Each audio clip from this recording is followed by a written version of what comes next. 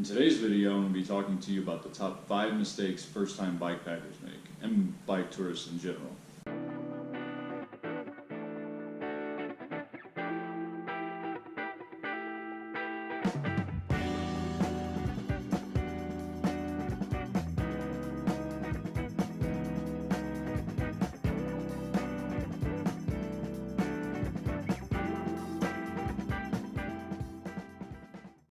Now, for those of you who don't know who I am, my name is Phil Snyder, and for the last year I have been bikepacking. I've always been an outdoor enthusiast, always enjoyed hiking, cycling, camping, and as soon as I found out about bikepacking, I knew I would love it, and I've been doing it for the last year or so.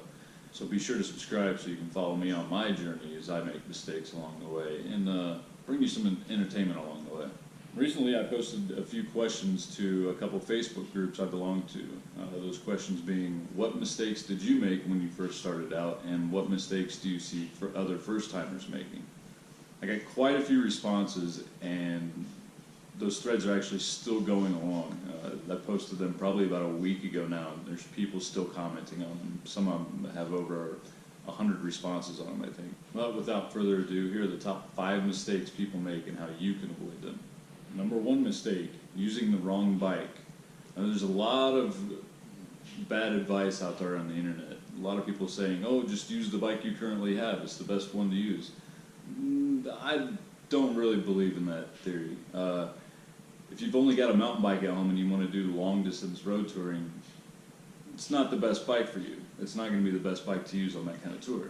You need to use a bike that's geared towards what you're going to be using it, the terrain you're going to be riding. If you're going to be bikepacking in forests and stuff, you're not going to use a road bike. If that's all you have, that's not going to be the best bike for those conditions.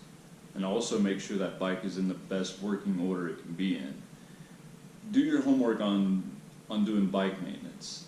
It's very important that you know how to change a flat tire and know how to do all that stuff before you leave the house. Don't do it out on the road and realize that you don't have the tools to do it, or you forgot your patch kit, or you have no service and you're trying to look at YouTube videos on how to do it. Be prepared. Know how to work on your bike. Mistake number 2, carrying too much gear. I see this all too often. People think they need to bring their whole closet, half the kitchen, and they end up weighing their bike down, and it weighs over 100 pounds sometimes I've seen. This thing, without food and water, weighs about 55 pounds. That's it. I don't need much else. Maybe 3 changes of clothes, a pot, no pans, some fuel, and the rest is taken up by food, tools, and water. You don't need much. Go light. Your body will thank you, as well as your bike. I've heard of people breaking rear wheels because they're taking too much gear on the bike.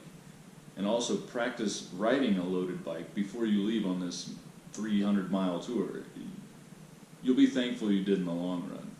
Just go out for an hour or so with your fully loaded bike, come back home, unload everything off of it, and then go for a ride. You'll realize how important going lightweight really is. Another thing on that, pack your bike and then live off of it at home. See if you can do that.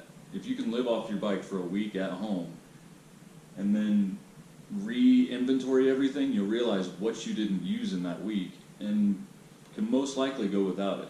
Mistake number 3, trying to cover too much ground, trying to have this average daily goal of 80 miles per day or 100 miles per day.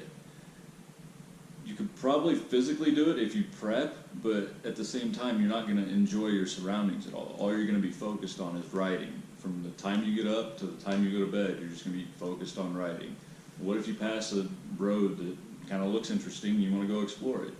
You're not really going to want to go explore it because you're focused on covering that certain amount of ground in a certain amount of time.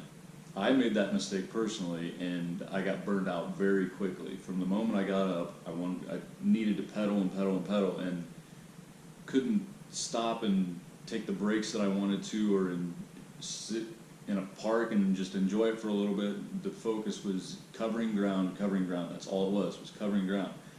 Then I wasn't enjoying the trip. It was more focused on getting to my destination, the goal that I had set, and not enjoying what I was actually doing. I was forcing myself to pedal harder, faster, for longer, and wasn't actually enjoying the reason why I was riding, and that was to enjoy the scenery I was around. So don't make that mistake, you'll get burned out. Just have kind of a few options as to where you can camp, or a few options as to, you know, where you could shop for food or anything like that. Slow down, take breaks, and enjoy the scenery. Don't try and cover 100 miles a day, you'll get burned out. Mistake number 4, over planning. Some people think that if they're going on this 2-week trip down, let's say, the coast of Oregon, they need to have every single night planned out, every single meal stop planned out, every break planned out. Don't do that. For me, I like to plan out the first couple days, and then after that, just see what happens. You're going to have options along the way. Trust me, you'll figure it out along the way. What I like doing is having maybe 2-3 days planned out ahead of time, but also have options within those days. If I know that I can make it to this campsite within this amount of time on this day, cool, but if I don't do that mileage because, let's say, I get a flat tire or have a mechanical issue, I have an option of staying at this campground or maybe this cheap hotel or a hostel. Always have options. Don't have a set plan. Part of the adventure is actually running into problems. If you're not having problems and enjoying having the problems and being able to kind of look back and laugh at them, you're just on a vacation at that point. Just don't overplan. Plan the first 2-3 nights, and then plan the following nights as you go along. It'll be much better in the long run that way. That way you don't overdo yourself. If you have mechanical issues, you can plan around it. Don't overplan. And the last mistake, number 5, not listening to your body. This kind of goes hand in hand with number 3, overestimating and overdoing yourself. Eat, take breaks, drink lots of water. Eat, take breaks, drink a lot of water. Your body will thank you. Some people get wrapped up in, oh, I've got to cover these 20 miles in the next 2 hours, and not end up taking breaks, and when they finish those 20 miles, their body is just wrecked. Let's say it's at the end of the day, you need to finish those 20 miles. But listen to your body. If your body needs water, drink water. If your body needs fuel, eat. Take a break, stop for 15-20 minutes, rest, and get some food in you. Your body will thank you. Hope this video helps you prepare for your first tour, or helps you correct any mistakes you may have been making in the past. Be sure to hit that subscribe button, and be sure to like the video. Cheers, and I'll see you in the next one.